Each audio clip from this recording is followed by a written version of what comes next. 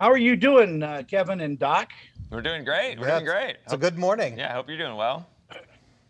I have such a love for animation. I grew up in animation, and so anytime something new and exciting comes out, like Transformers BotBots, that's well written and very, very funny.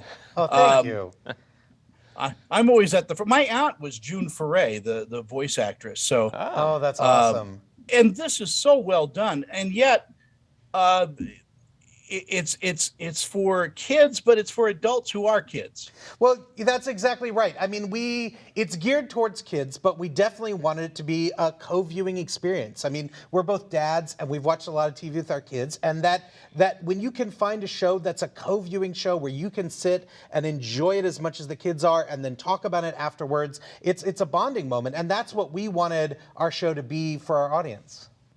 Kevin, in putting this together, did you have an idea of who you wanted as voice actors, or was it an open audition? How did you get your voices? we ended up doing open auditions. We have a fantastic voice cast here because we knew a big part of this was going to be how the comedy played, how they played off of each other.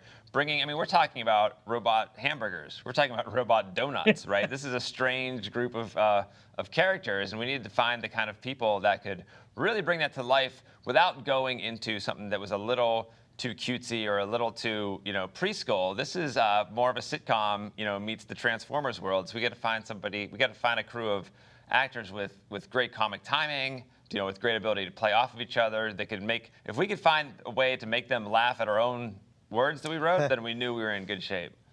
Doc, you were part of one of my favorite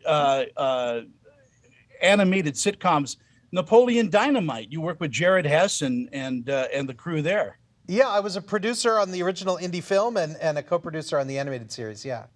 Did you have a lot to do in Idaho and Salt Lake City? Well, we did. Well, all of our crew and equipment was up from Salt Lake City.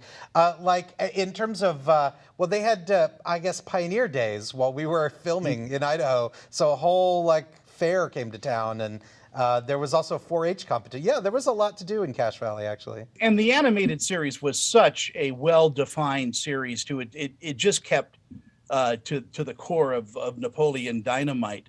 Well, thank you very much. The comedy in BotBots, it reminds me so much of what Jay Ward used to do.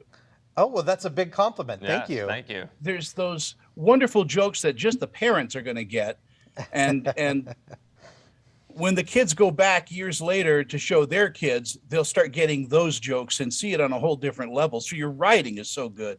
Well, thank Well, you. thank you. That was very much our goal, was to find something like we were saying that parents and kids would enjoy, not just even in terms of gags and jokes, but also in terms of story, something that's relatable, something that's universal. And it is the first ever Transformers comedy series because they're action series, and so we wanted to do something special with it. Wanted to do something where Transformers fans of old like us can enjoy too. I don't think of us as old. I mean, Sorry, Tony. We're I didn't classic. mean you. We meant- I meant Kevin and we I. meant classic and vintage fans, but this show's designed for anyone who's never even heard of Transformers to tune in. They don't need to know anything to enjoy this show, and if you've loved it for over 30 years, you'll be able to enter in the same spot and enjoy it. It doesn't negate anything you love about Transformers. It just adds to it. It's its own microcosm of the Transformers world. just because I started in the days of silent television doesn't mean I'm old. Netflix is just amazing when it comes to animation. They're Mitchell versus the Machines. Yeah. Just a dynamite animated film. Yeah, Yes. they do some amazing work on Netflix in terms of animation. I'm a big fan of Arcane, for example. And what's nice about Netflix is that you can cross some lines that you probably couldn't do on network television. Well, one thing we got to do with BotBots, which we enjoy and Netflix very much leans into, is telling longer stories. This idea that you can binge the whole story means that this isn't just a show with a bunch of gags. This is a show in which characters end up at different places, where there's twists and turns, where there's things you don't see coming, because you're going to watch them all, in sequence, in the serialized manner. And Netflix leans into that. To some extent, they've very much made that the way we now make cartoons. Doc, in our last moments that we have, what do you think audiences are going to take away from Transformers BotBots?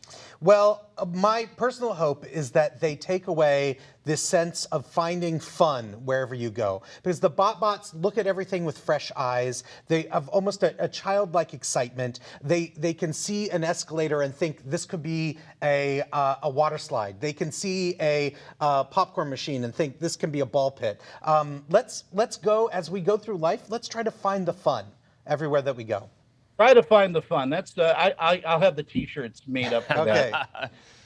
Gentlemen, thank you so much, and you can consider this my voice audition, by the way. Oh. Done. All right. Done. File away. We've got it. Thanks, Tony. All right, guys, have a great morning, and congratulations. It is such a fun series. Thank you so much.